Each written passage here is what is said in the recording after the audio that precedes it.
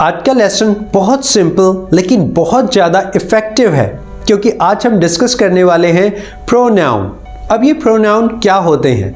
Pronoun वो words होते हैं, वो शब्द होते हैं जो हम नाउन की जगह पर यूज़ करते हैं।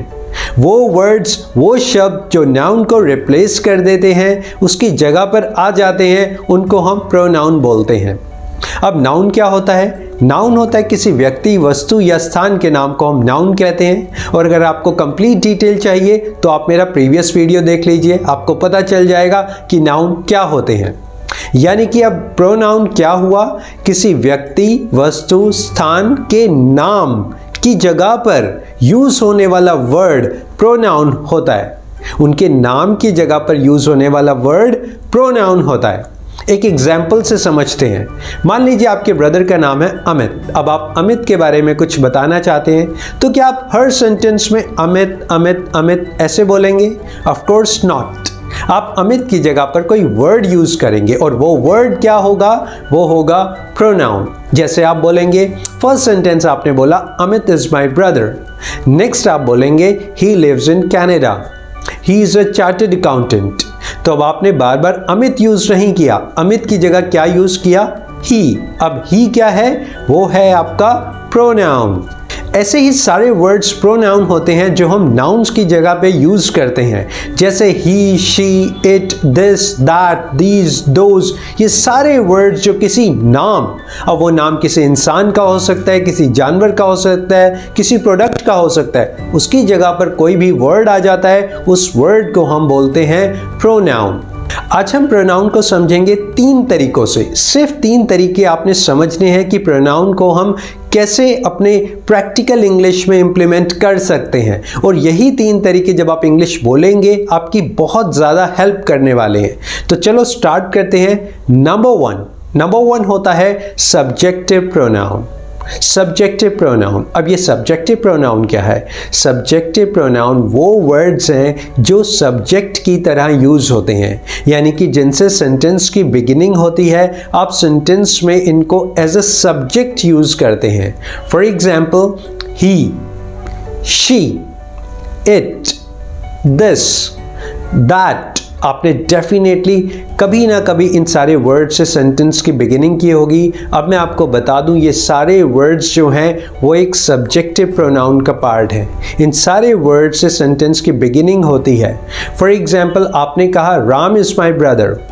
अब आपने राम को हटाया, राम एक सब्जेक्ट है, फिर आपने बोला ही इज़ माई ब्रदर, यानी कि ही क्या हुआ? एक सब्जेक्टिव प्रोनाउन। तो ये I, we, you, they, he, she, it, this, that, these, those, ये सब सब्जेक्टिव प्रोनाउन है। Number 2, objective pronoun. Objective pronoun. अब ये क्या होता है? ऑब्जेक्टिव प्रोनाउन वो होते हैं जो ऑब्जेक्ट का काम करते हैं, यानी कि सेंटेंस में ये ऑब्जेक्ट के तरीके से यूज होते हैं। और ऑब्जेक्ट कहाँ आता है? सेंटेंस के एंड में। अब इसके कुछ एग्जाम्पल्स देखते हैं, कुछ वर्ड्स देखते हैं। सबसे पहले जैसे मी, अस, देम, हर, ये सारे के सारे ऑब्जेक्टिव प्रोनाउन हैं। इनका यूज जो होता है वो ऑब्जेक्ट के तरीके से होता है। For example, I meet him, मैं उसको मिलता हूँ। अब ये हिम जो है एक ऑब्जेक्टिव प्रोनाउन है। एक बात याद रखना, कुछ प्रोनाउन ऐसे भी हैं जो सब्जेक्टिव भी हैं और ऑब्जेक्टिव भी हैं। For example, you. आपने देखा होगा यू से हम सेंटेंस बिगिन करते हैं, जैसे you are my brother, you are a teacher, you are an excellent trainer. और इसी यू से आप सेंटेंस को एंड भी कर सकते हो, यानी कि यू को आप ऑब्जेक्ट की तरह भी यूज कर सकते हो। For example, I shall meet you.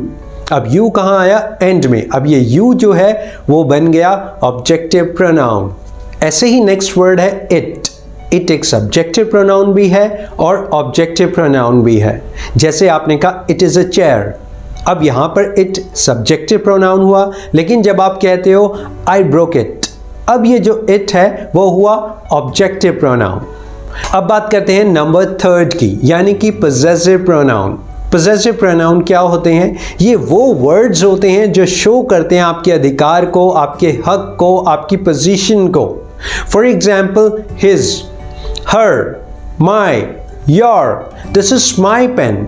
मैंने कहा दिस इज माई पेन, ये मेरा पेन है, इस पेन के ऊपर मेरा हक दिखा रहा है word my.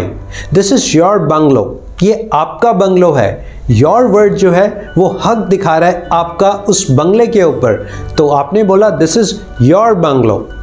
She is my sister, मेरी बहन, तो इसे हम बोलते हैं possessive pronoun। अब एक important point, mostly possessive pronoun के बाद आप देखेंगे कि कोई ना कोई नाउन जरूर आता है। जैसे अभी हमने कहा दिस इज माई बंगलो, माई के बाद आया बंगलो।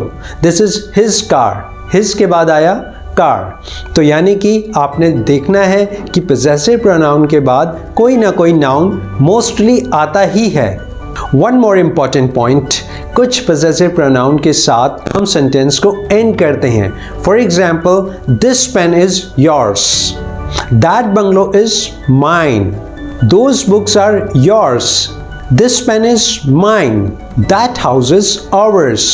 तो आपने देखा possessive pronoun से सेंटेंस एंड हो रहा है। माय डियर फ्रेंड्स, आप देश या विदेश के किसी भी कोने में हैं और आप अच्छी इंग्लिश सीखना चाहते हैं, आप अपनी इंग्लिश को इम्प्रूव करना चाहते हैं, अच्छी इंग्लिश बोलना चाहते हैं, और आपका रीज़न कुछ भी हो सकता है, आपका पर्पस कुछ भी हो सकता है, आपकी एज कुछ भी हो सकती है। So don't worry, we are here to help you.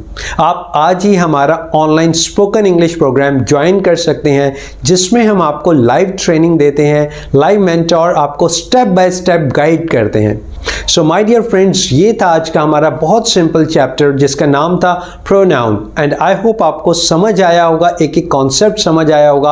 अब जब आप इंग्लिश बोलेंगे तो आपको और इजी हो जाएगा।